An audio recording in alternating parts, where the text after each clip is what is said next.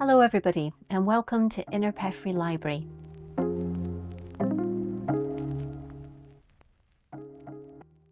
Innerpeffray was founded in 1680 and it was the very first free public lending library in Great Britain.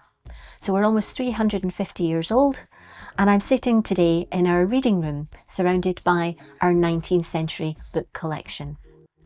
The library was lending books right up until 1968, so our collection ranges from its very early days with lots of books from the 1500s right up until the 20th century. And the observant amongst you may have already noticed that I'm wearing gloves. If you've visited Innerpeffray before, one of the things we're always very firm about is we don't wear gloves. But there's a very particular reason why I'm wearing gloves today, and all will be revealed. Earlier this year, Innerpeffray took part in a project with the University of St Andrews investigating some of the 19th century books, as you can see around us. We've got about 900 in our collection. And they have been developing a testing technique because it has emerged that some books in 19th century collections are actually poisonous. This is the colour we're looking for. This incredible bright green is known as emerald green, and it contains heavy metals. It contains arsenic, to be exact. Copper arsenite was used by Victorian bookbinders and paper makers and clothing manufacturers and all sorts of other people to create that fantastic, vibrant green colour, which was incredibly popular in its day. We had no idea that we had books in our collection that were poisonous, and so it was really exciting to be part of this pilot project, which is helping to create a small portable tester that can be used by libraries all over the country. So what are these books? Well, this little one is actually a little bit confusing because it's quite an old book. If I open it up, we can see it's an ABC with the shorter catechism. And it was printed in Edinburgh in 1703. But I was just talking about Victorian books. The cover is much later.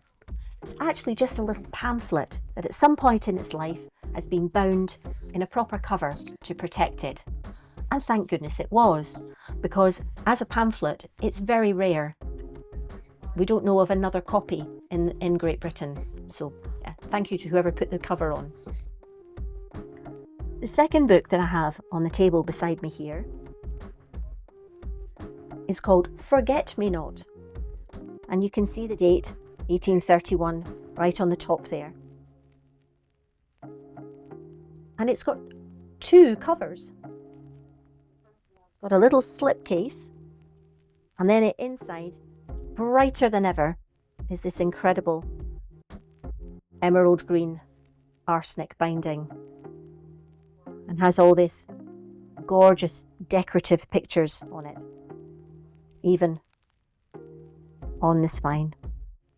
And if we open it up, we can see it's in fantastic condition because it's been inside that slipcase. We haven't had this book very long. It was part of a Scottish collection that was donated to the library in 2013. So it was quite exciting to find that this was one that had the arsenic in it.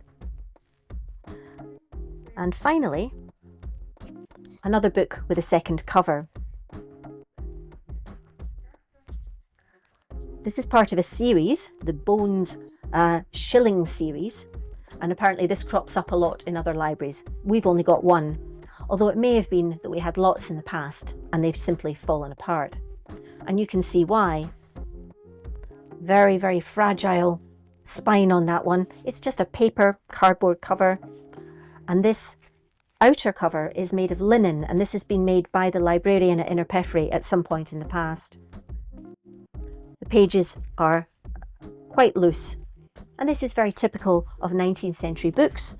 A wonderful revolution brought us cheaper paper and cheaper printing, but it does make them a lot more fragile than our older books. So why are they poisonous? Well, the arsenic that's used to make the pigment comes off in your hands, and that's why I'm wearing gloves. You would have to eat an awful lot of books to make yourself sick, but we're not taking any chances. And as such, we've developed a tiny little kit, which includes gloves. It includes some simple labels and also some Melinex folders. And that means that we can put the books into these when they're on the shelf. And it's a signal as much as anything to people who are taking the books off the shelf that this is one you have to handle with care.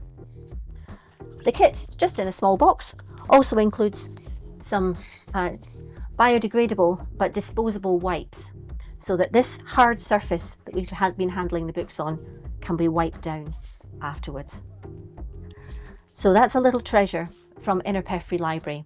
Who knew that amongst this collection of 5,000 rare books at Innerpeffray, we had 3 that were poisonous?